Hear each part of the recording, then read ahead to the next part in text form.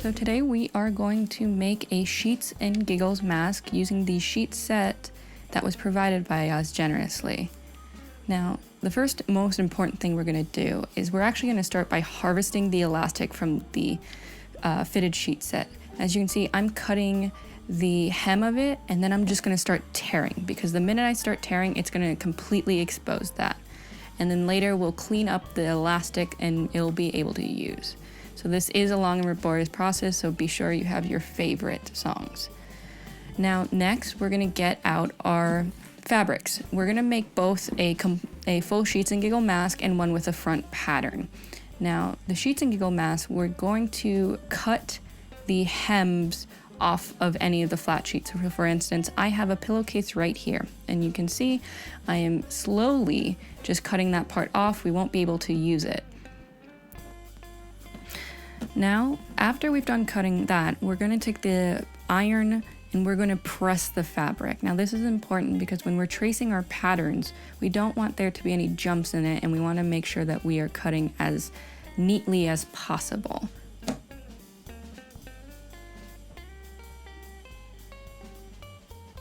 So now what we're doing is I've made two patterns. This is our filter and liner pattern. So I'm going to trace it with the just a colored pencil. You can do this with the chalk, never with Sharpie. And I'm just going to trace out where I'm going to cut the fabric. Now, since I'm making two different masks, I have one liner for the Sheets and Giggles, and then I'm going to do another liner for the patterned that you saw earlier. Now that longer pattern piece is actually going to be the front of the Sheets and Giggles mask.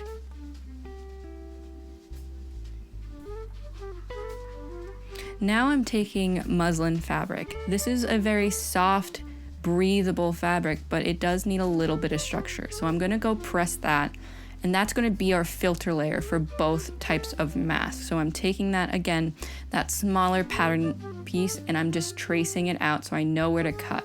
And if you can see, I'm labeling it LF for liner filter.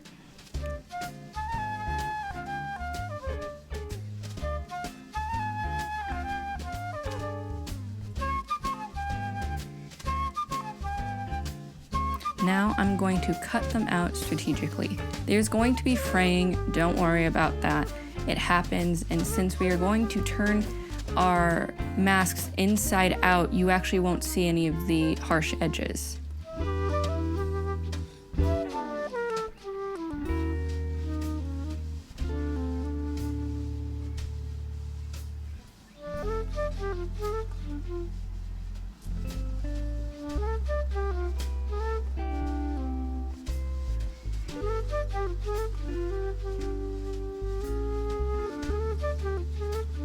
Now I'm going to take this muslin cotton fabric and cut out our filter layer. This will be the middle layer in the mask.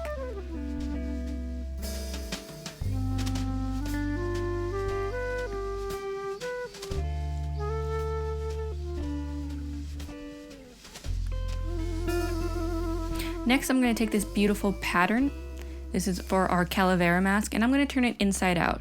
That way, when we cut the mask out, you won't see any of the penciling I've done from tracing the pattern, and you'll see just this seamless, beautiful pattern of the mask. You're also going to now press this, and we don't need to use the liner pattern, but we do need to use what I call the fashion pattern. Now, the fashion pattern is just the pretty part, what we call the pretty line, what everyone is going to see. So you see I'm taking my tailor's chalk and I'm lining it out and making sure all the lines are very clear, and then I'm going to cut it. For all of the patterns, you want to make sure that you're cutting at least 2 pieces each time you cut out a pattern. So you want 2 pieces of the Sheets and Giggles eucalyptus lyocell fabric, you want 2 pieces of that muslin cotton fabric, and then 2 pieces of your fashion fabric, whether it is the Sheets and Giggles eucalyptus lyocell or you're doing something with a pattern like this. Now we're going to line them up just to make sure that we know the pattern will look good when we sew everything together.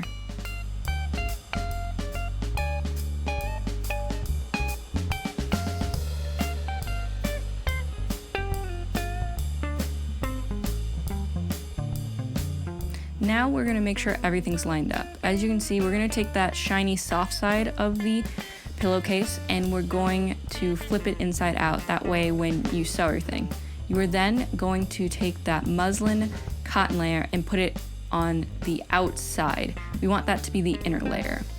And then we're just gonna take a stitch, put it in the machine, and use your machine as directed and just feed it through.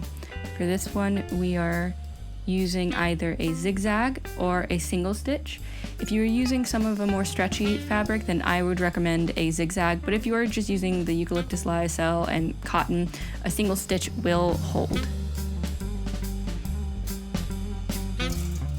Now, if you're like me today, I was having those tension problems and threading problems. So you'll see continuously I had to rethread my needle multiple times.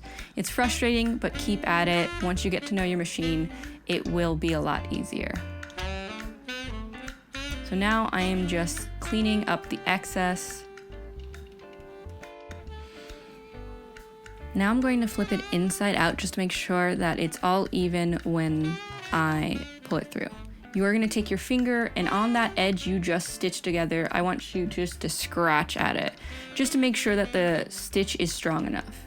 We're now going to take the fashion layer, which is going to be the layer exposed to the environment, and we're going to stitch those two pieces together. Again, since this is eucalyptus lyocell, a single stitch would do. If you're using a jersey knit or any type of stretchy fabric, I would highly recommend the zigzag stitch. So we finished. I'm going to cut the thread and then I'm going to make sure that, like I did with the other one, I'm cutting along that seam edge. You don't want to cut your seam, but just enough so it lays as flat as possible. And then I'm going to scratch at the stitch again to make sure there's no unnecessary expose. Like I saw right now, I saw that it wasn't fully closed, so I'm going to run it through my machine again so I make sure everything encapsulates and there's not going to be any exposed seam when I sew this all together.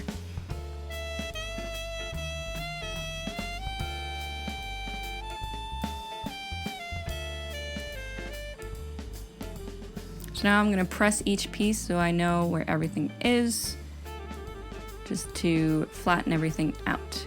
This is now where I'm going to take those the exposed seams and I'm going to flip them on each other. That way, when you flip it inside out, the only things you see is that seamlessness to it.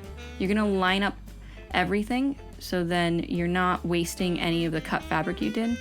And then you're just gonna, after pinning it or just aligning it well, run it through the machine. As you see, I took pins just to make sure it wouldn't move while I was sewing.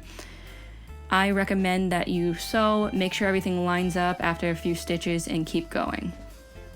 If you need to then adjust, you'll have the ability to do so. But if you just run through it once and it's too late, you'll have to either rip the seam or start all over.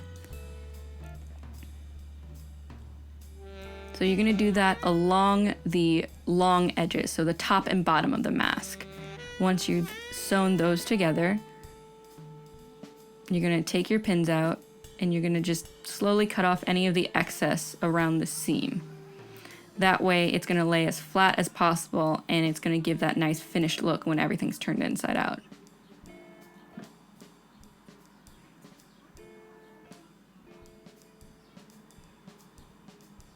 So now I am turning the mask inside out. As you can see, once it's completely turned, it'll look seamless. You won't see any of that exposed stitch. Now I'm just going to maneuver the fabric so then I can get it to be in the place I want it, especially after. And then you're going to just press it to make sure everything lays flat.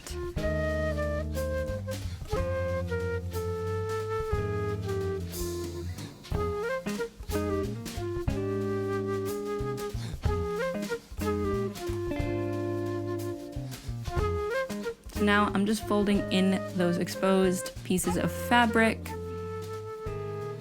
and pressing those down so then everything lies flat. You don't see any rough edges on the mask.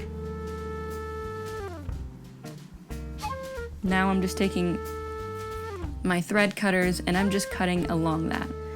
I have now pressed and rolled to make the elastic loops around it so then it won't see any exposed lines. I'm pressing again to make sure it stays in place while I run it through the machine. So now I am taking that zigzag stitch for the elastic loop, making sure I'm cutting the excess threads off that. I highly recommend a zigzag stitch when you make these elastic loops for the fact that the elastic is going to pull on the fabric and the zigzag stitch will pull it a little more taut. Again, I'm making sure I'm cleaning up all the edges. I'm making sure I'm getting all the threads off of that elastic that we pulled from the sheet. And I'm measuring it to an 8-inch loop. Now your loops are going to vary based off your ears and based off the general consensus of the ear. So I recommend if you have a bigger face or a broader face to do maybe a 9.5. I'm now taking a yarn needle so I can thread it through. Now you can use a bobby pin, you can use a safety pin to pull these through, and then I'm gonna line it up and I'm going to hand sew the edges of it as well as put some reinforcement stitches in the middle to make sure that it doesn't snap.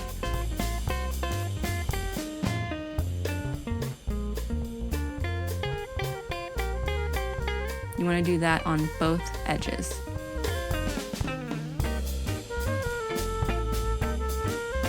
And there you go. You have a Sheets and Giggles elastic looped fabric mask. The fabric works very well.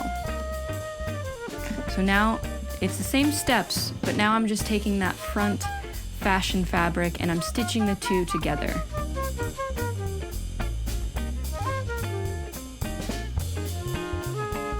Then I'm gonna scratch it, and instead of doing all blue, that'll be the top. So it'll still be the same steps for the liner and the filter, and then you're just gonna stitch everything together like you did previously.